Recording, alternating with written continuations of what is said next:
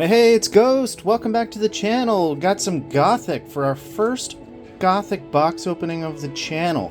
It's not my first Gothic box opening, but for the channel, this is our first one, and that's because I've been cracking these boxes like a madman and got to just about 50 so that we could try to get some singles to the market.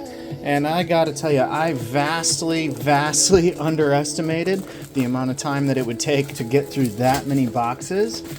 But here we are. Better late than pregnant, as they say, I think. Alright, look at that box if you haven't seen it. Ian Miller art all over it. And you know what? It's kind of just like a Dragonlord box, only bigger. So yeah, gonna take some time, crack this box open, appreciate the art a little bit, talk about the new Discord channel that I created, or Discord server that I created, and the upcoming giveaway of the Dragonlord box, and I'm gonna add a couple things to it, I think. And that's gonna happen on Saturday. But for now, let's talk a little bit about the first week of Gothic. And today is the 10th, and technically it hasn't been a whole week out, but you know, everybody kind of started breaking them early. And I tried my best to not have the experience spoiled, but you know how the internet is in 2025, 2026. So, you know, I don't know. Been really closely following the poll rates and just what's possible to get out of these things and the curios. I think we're up to 7 found, and there's a lot of people thinking that we're only going to find 7, but you know, maybe we can find the 8th curio to be discovered today. Because I have some ideas on what they could be, but so far, just 7. Alright, let's get started. Talk about Gothic. We've been waiting so long for this, and here we go. Alright. It's going to have the same pack layout with our 3 exceptionals, and then our elite or unique. And just to appreciate some of the art right out the gate here. Twilight Bloom, there's a really good one that I like. Hard to pull the ordinary foil. So if you haven't heard, the exceptional foil, whoa, alright, right out the gate, an exceptional foil, speaking of, and what a great one. How cool is that Ian Miller art? Road to Perdition, an exceptional sight. Each step a judgment. That is super cool, and who knows why, if it's on purpose or not, but the exceptional foils have been coming out like they're ordinaries across the board. So if you're trying to collect a set and doing it by ripping product, you're going to end up with a whole lot of exceptionals and not a whole lot of ordinaries. But you know what you're not going to end up with too many of, and that is the uniques. And that is because the pull rates on uniques are, oh my god, they are rough. There are some reports, according to Cold Foil Heroes and some others, that you can average 1.5 unique foils per case of 6 out of this product. Holy cow, look at these avatars. So we have exceptional avatars now, or well, what we believe are exceptionals. They have to be, right? Because they're in the exceptional spot. There's tons of avatars and they do some pretty cool things. And actually, we got together in Hawaii, of all places, last Sunday with a little bit of a local group of the 3 of us and played a Gothic sealed event. Look at that. We got our first unique non-foil, and what a cool card that is. Adam Burke, unique giant with a Demon's Baleful Glare. Once on your turn, may deal 2 damage to 1 unit at each other location in a cardinal direction. Okay. Okay. That looks good to me. Let's see if we can try to keep some sorting arrangements going as we go. Yeah, what we were saying, got together, did a little sealed event, and it's really cool to be, you pull a bunch of avatars. So we had 6 packs, and we all pulled an avatar, got to play with Savior. It was super powerful and fun. Alright, there's Gift of the Frog. There's one of the known curios with the little addition to the top of the frog, but not that one. So yeah, had a really good time playing the Gothic sealed. It played really well. It was tons of fun.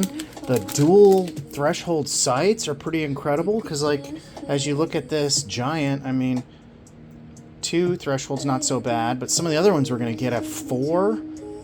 And how are you going to do that if you want to try to play 2 colors? Man, the possibilities in this. And it's 440 cards, 110 of each rarity.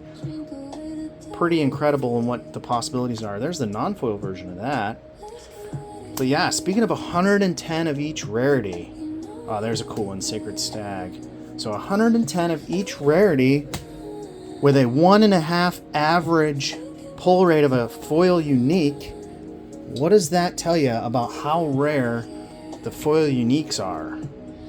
Like, and if you're trying to get a set together like I might do someday, wow. Just what a task that's going to be. Holy crap. But on top of the fact that on average maybe you're going to get a 1.5 unique foil, the variety of hits and pull and the pull rates is just off the chart. So you can get no foil uniques in like a whole master case of 12 boxes. Like, that's actually happened. You can get a box with no foils at all. That actually happens.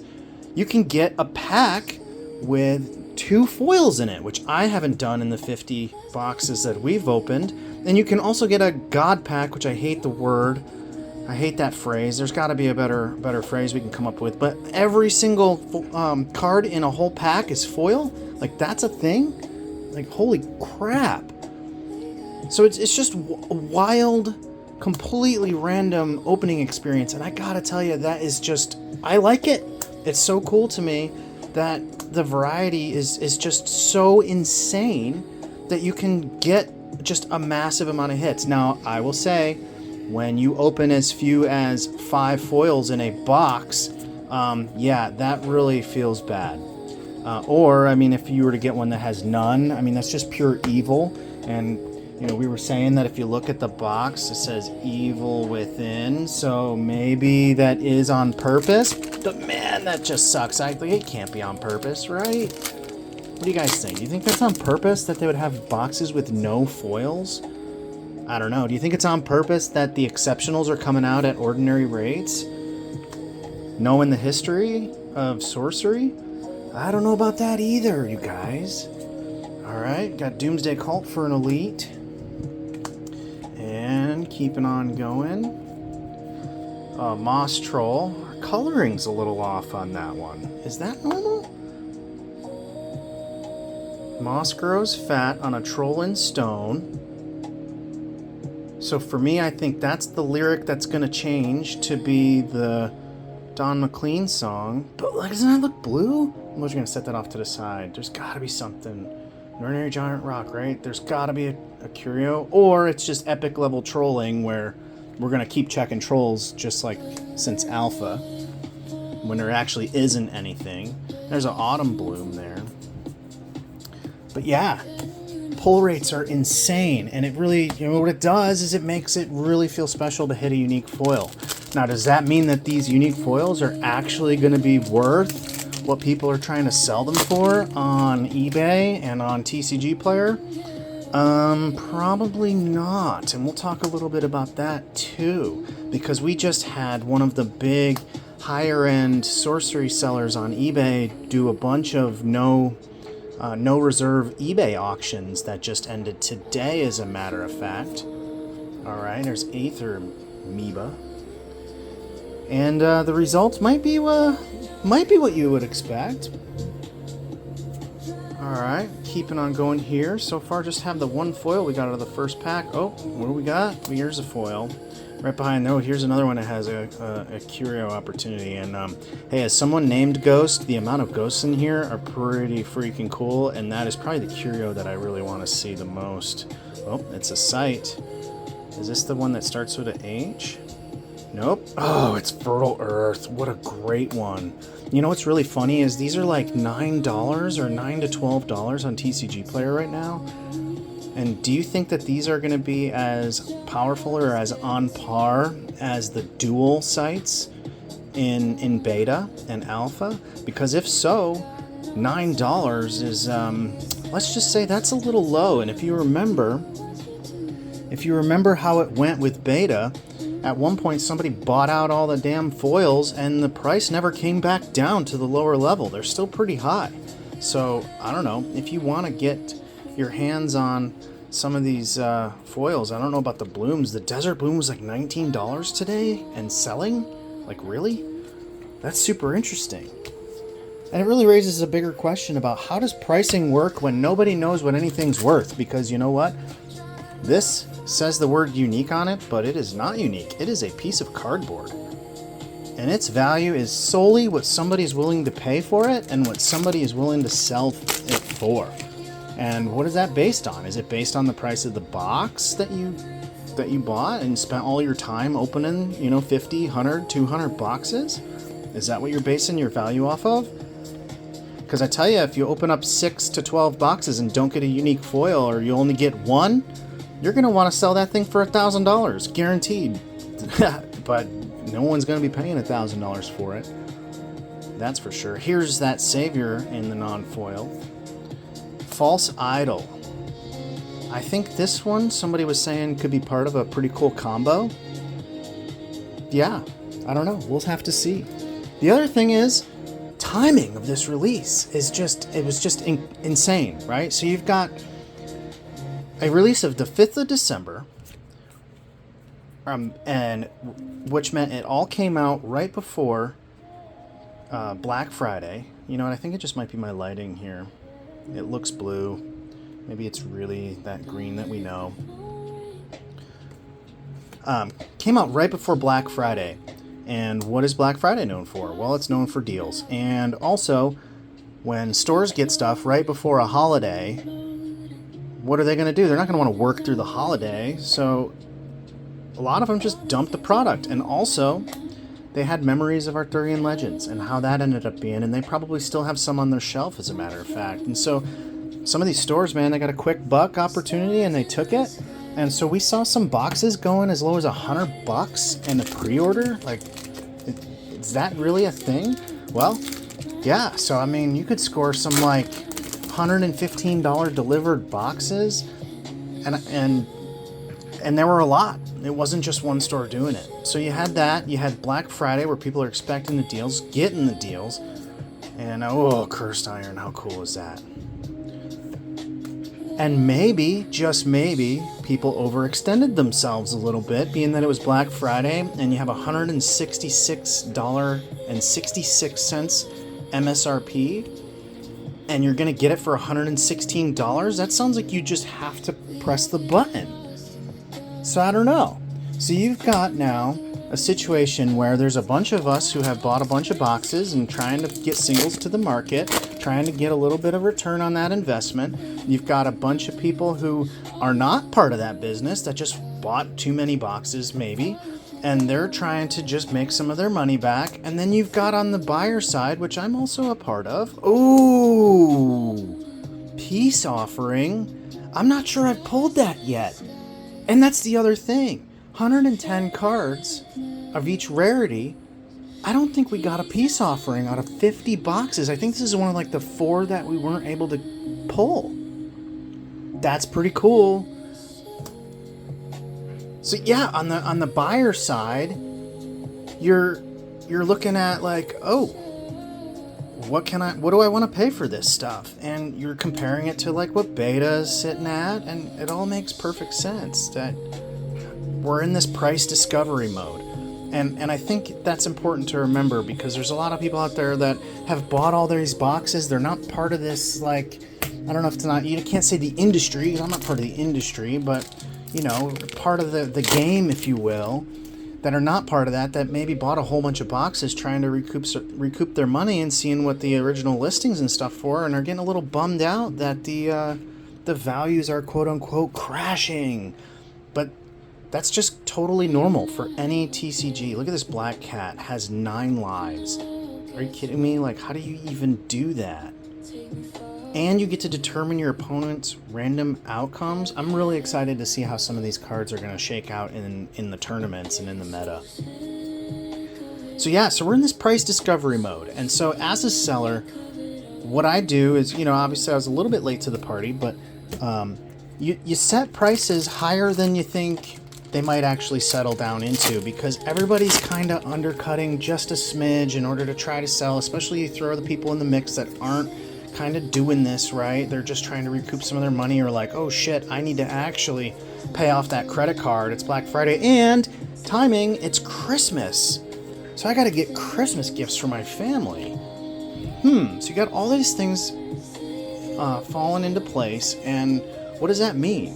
Well, if somebody's got a listing on TCG Player or eBay for a card that is comparable to like a $12 card or something in beta, what are you going to do? So the first person to market might list that for 30 bucks, 20 bucks.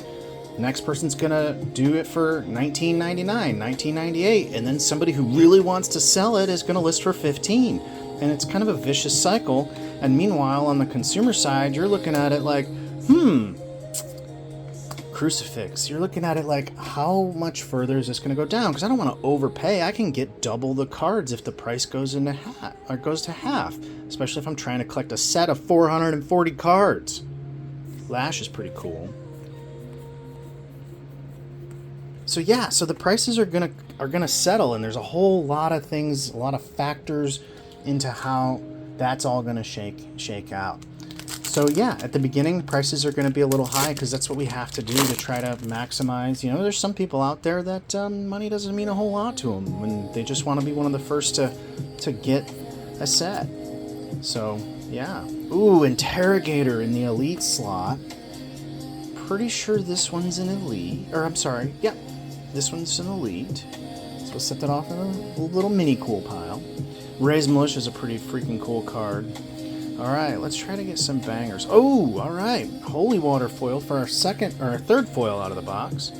And again, we're going to see all these exceptional foils coming out. Pretty cool. So yeah, prices are going to go down. They're going to settle. And that's okay. There's a couple of things that are potentially listed pretty low right out the gate too. And you know, we haven't had a tournament. The next tournament's in January. So I bet you $1.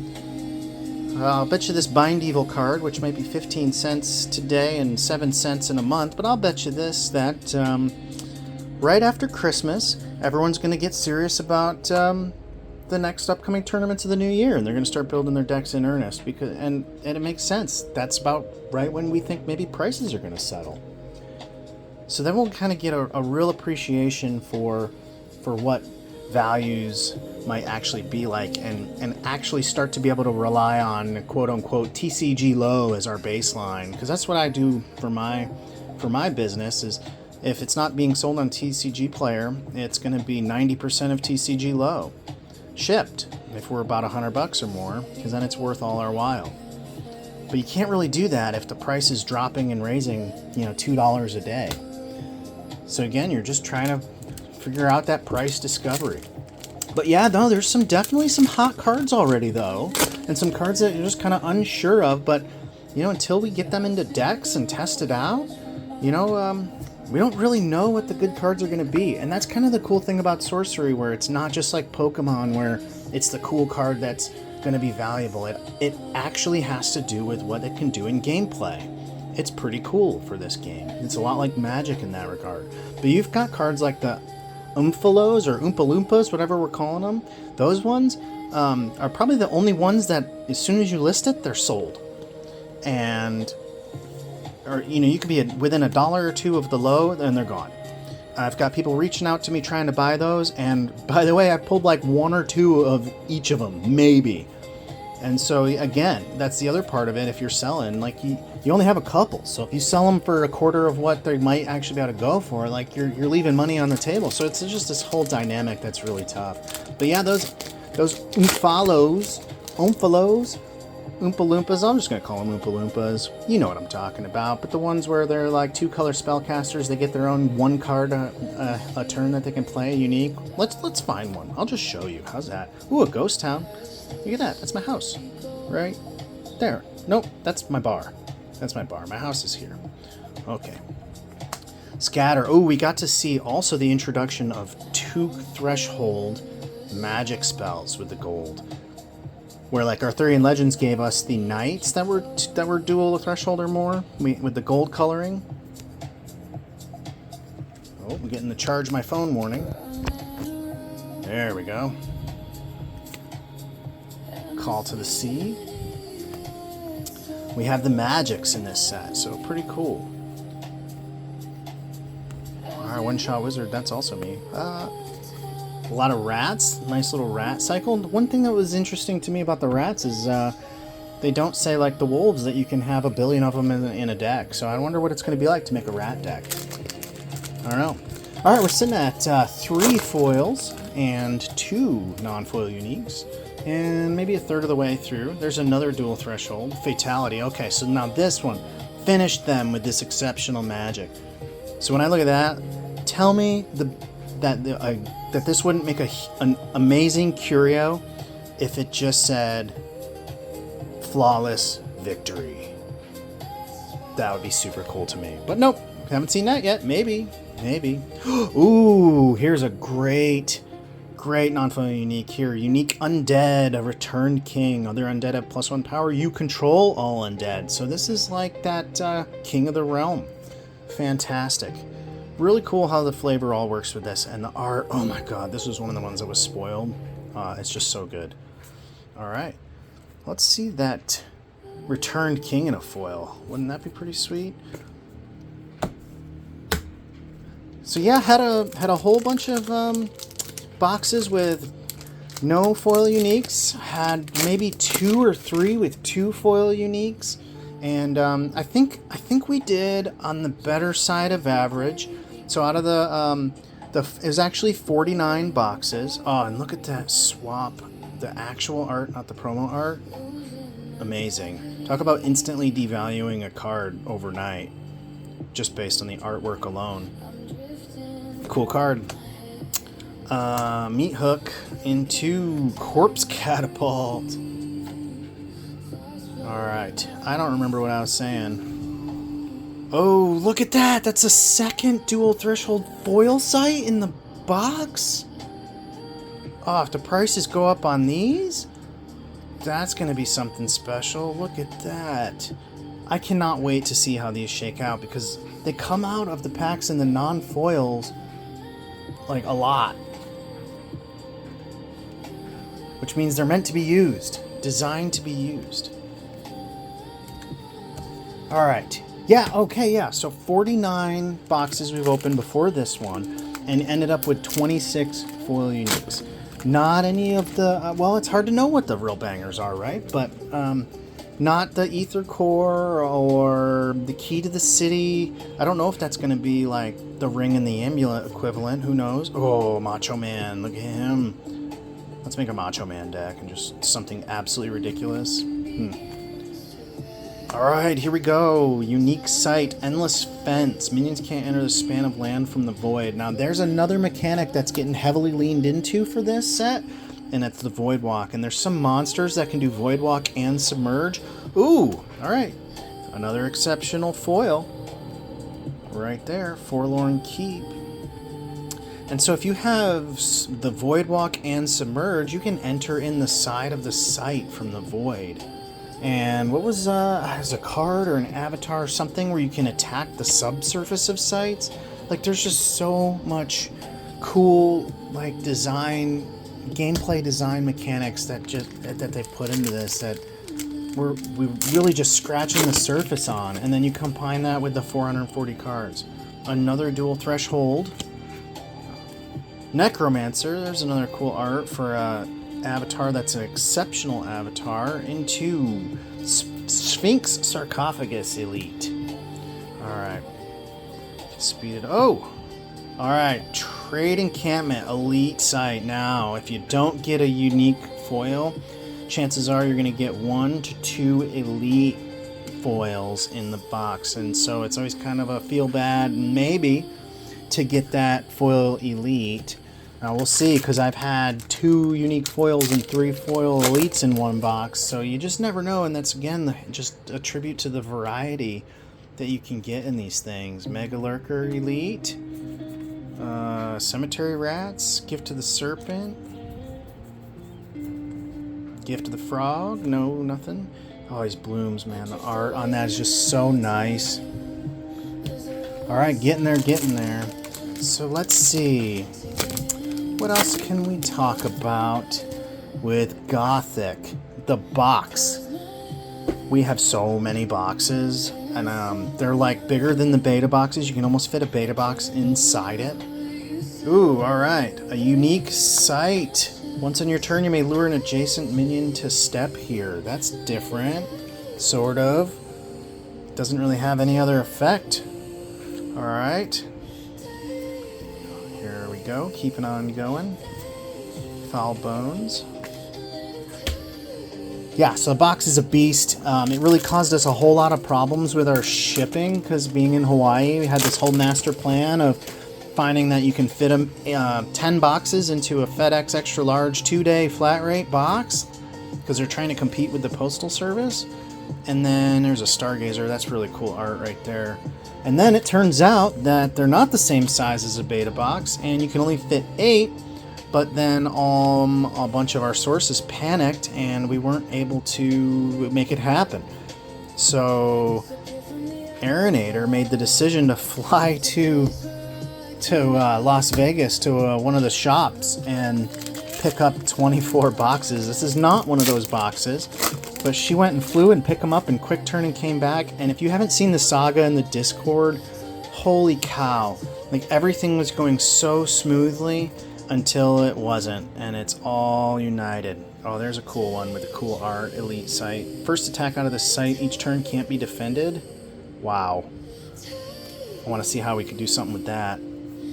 So she gets to her layover in San Francisco on the way back to Hawaii, and she looks at the app, because, you know, it's 24 boxes of product, and it says, oh, it's waiting for you at the baggage claim in San Francisco, and she's boarded her next flight.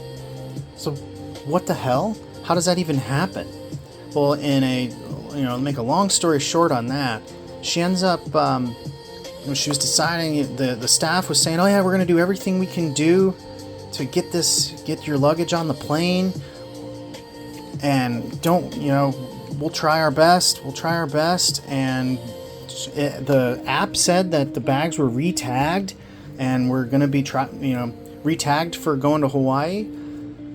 And so she was sitting on the plane, and the weirdest thing happened where they delayed the plane for passengers, waiting for passengers, which I didn't think happened, but I don't know. It might have been like a deadhead pilot or something, but they delayed the flight for passengers, and in that time frame, she made the decision, which ended up being the best decision, to get off the plane, and ran all the way back down to baggage claim after they took care of her and changed her flight. Ooh, there's a unique demon with stealth.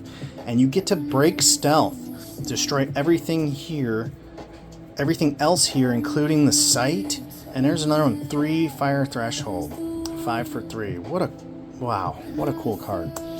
So she gets down to baggage claim, and sure as shit, there's the sorcery boxes just spinning around on the baggage carousel. Nobody did shit to try to do anything for her. Oh, Ursat's Platts, Elite Sight Foil. Awesome Ian Miller art. And now this is one of those things where you got 2 elite foils and you start to doubt the rest of the box. But it's sorcery, guys. You just never know. Here's a card, a Cursed Desert.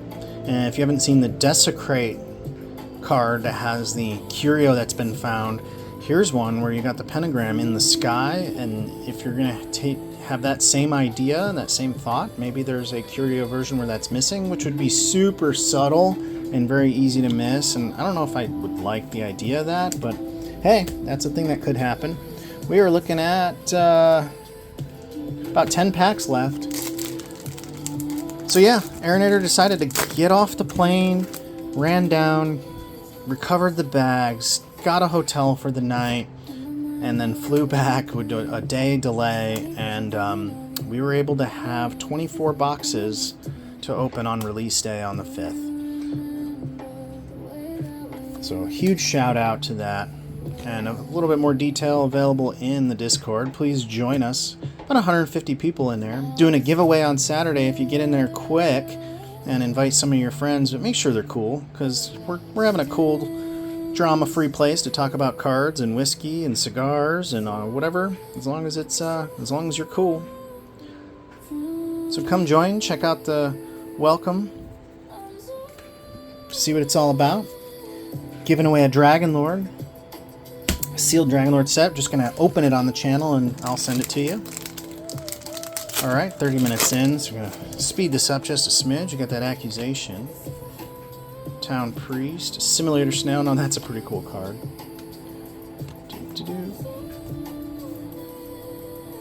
Cursed Desert. All right.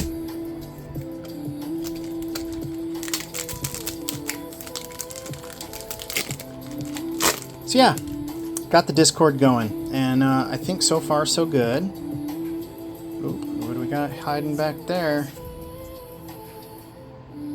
So yeah, on Saturday we're gonna do the drawing. I'm gonna open up the next and last Gothic box that I'll have for a long while, maybe, because it takes so long to get them here on island. Not that I don't want to have more quickly. I keep feeling like we have a foil. There's like some tomfoolery that goes on with some of these cards where you think you have a foil and you don't, and it's like when you look at it like this, like doesn't that look like that's a foil sitting there? And it's just not. It's just a regular old card. So yeah, I'm gonna do 11 a.m. I'm shooting for 11 a.m. Hawaii time Saturday, which is of course 9 a.m. on Wake Island, 5 a.m. in Singapore, 1 p.m. Pacific, 2 p.m. Mountain, 3 p.m. Central, and 4 p.m. Eastern, 9 p.m. for our friends in Europe and the GMT. But I'll post that in advance as best as I can on the YouTube, so if you're not subscribed, please subscribe. Oh, now there's an avatar that I'm 100% building a deck around. The Corruptor. Basically turns your beasts and your mortals and your angels into evil. So you get to have all the benefit of the evil stuff with your badass good cards. As in not evil, turn them into evil. Kind of a cool idea. Wonder how it's going to work. And all the rats. Yep, so giveaway, doing the Dragon Lord set first. And what I'll do is, you can see I'll pull the list for full transparency on however many people that you've invited to the server, and that's one entry. And so we'll do the Dragon Lord first. Okay, so there's Desecrate, and see the pentagram in the back, and that's gone for the Curio. Ooh, here's a good unique. All right, loving it. Black Mask, unique magic, Black Mass. So put your name on the wheel, the number of times that you've invited someone to the server, and then if you win the Dragon Lord, we'll take you off. And then I think what I'm gonna do is I got this Arthurian Legends box as much as little throwback. We want to do a little throwback. Maybe we'll do 3 to 6 packs at a time. Give those away, depending on how it goes. Maybe some other ideas in store. But we'll do the Dragon Lord first, and you can win one thing. And so if you have somebody who's in a massive lead, like may or may not exist right now, it's not going to be insurmountable to win something on Saturday. So you don't have to be present to win, but of course if you can be, that'll be really cool. So set the little alert bell, and hopefully it'll work out. It'll be my first live Lord of Destruction. That looks cool. First time ever going live. So yeah, should be a good time. We'll see if I can do it, you guys. And that's kind of really what this is all about, is just to see if I can do it. You know, like, never really confident, like, oh, can I really, you think I can really do YouTube? I don't know, like, it's fun. Just decide to say fuck it. I mean, screw it. And just do the thing. Do the thing. Help build the community. Oh, man, Gift of the Frog. Man, I had 2 Gift of the Frogs in one pack the other day, and I thought it was it. And then, nope. Sure wasn't. 3 packs left. What are we sitting at? We are sitting at 1, 2, 3, 4, 5, 6, 7, which is kind of our typical number for non-foil uniques. And we're sitting at 1, 2, 3, 4, 5, 6, 7, which is can be a typical number for our foils. So we have the 2 elite foils and no foil unique, which is leaving us with I don't know, does it mean that the last box might have a better chance? Who knows? But it is a sealed case. Lord of Fear. Alright, here we go. We've had as many as 10 non-foil uniques in a box and 10 foils. That was a pretty cool day. Alright, nothing here. How cool would it be to end with a curio? That would be pretty sweet. Oh, the one thing I didn't mention, I got it sitting here staring at me in the face, is we had a big name seller on eBay, right? I mentioned that, do the auctions, and the numbers will surprise you a little bit. So you had a lot of exceptional and ordinary foils. So Twilight Bloom ended at $6.28. Zombie Brute, I think it is, $3.25 for the foil. Had the I Am Colossus, $109.94. Now, does this mean that this is the market? I don't know. I think it's a snapshot in time. Oh, all right. I think we just got a bonus unique non-foil. That's pretty cool. So that is 8. And now sometimes you have these double hit packs where it's a foil along with that non-foil unique. So let's see. I haven't peeked. Let's see.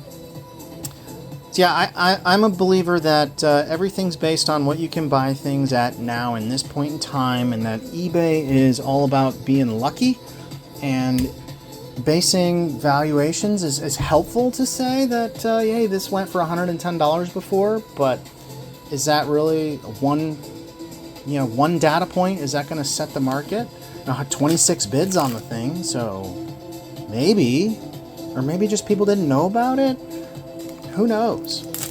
But I don't think so. I think we've got a long ways to go. There's going to be some lows. There's going to be some highs. But I got to tell you that I'm really, really happy with this set. I'm really excited. I've only seen a couple of quality issues really come up. What just happened here? Okay, there we go. Book Burners Elite. Last Pack Magic. Only seen a couple of quality issues. Tell me that's a foil in the last pack. Tell me we got a foil in our last pack. Oh. So this would be number 8. Elvira, save us. Exceptional Mortals. Alright. A little bonus one. No unique foil. Kind of a weird card here. Like, what is that guy doing? What are they doing?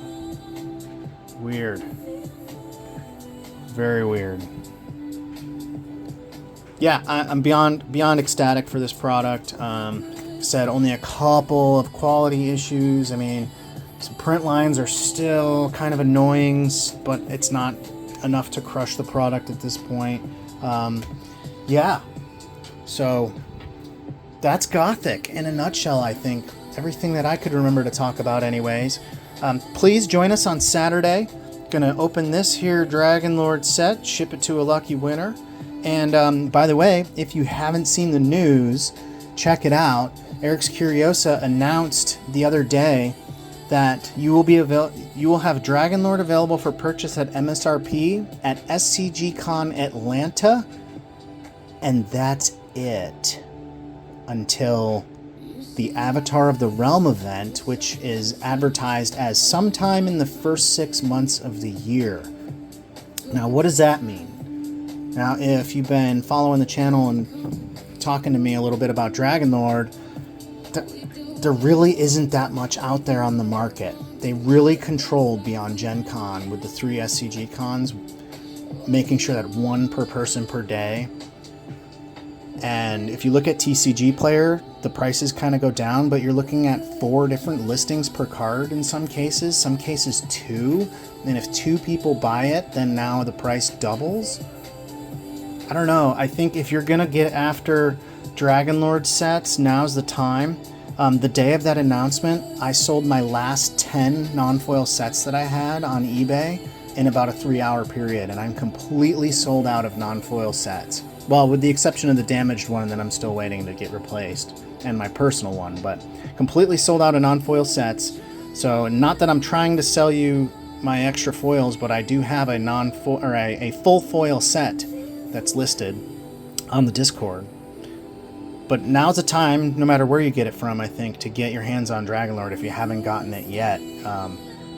I think it's just going to get harder and harder, and if you were on the fence and thinking it's going to keep going down, I'm not so sure. I'm not so sure.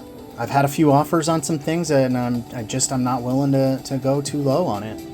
I don't think there's a case for fire selling them. I don't know.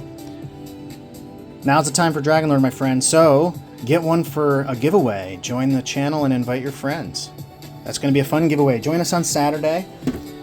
And then we'll crack this. We'll crack the final Gothic box. Crack that as well. All right. Hey, thanks for stopping by, you guys. Thanks for interacting in the Discord. Thanks for being part of the Sorcery community. It's been a huge positive in my TCG journey, and I hope the Sorcery community and game has had the same effect to you and yours. So thanks for stopping by, and have a good rest of your day.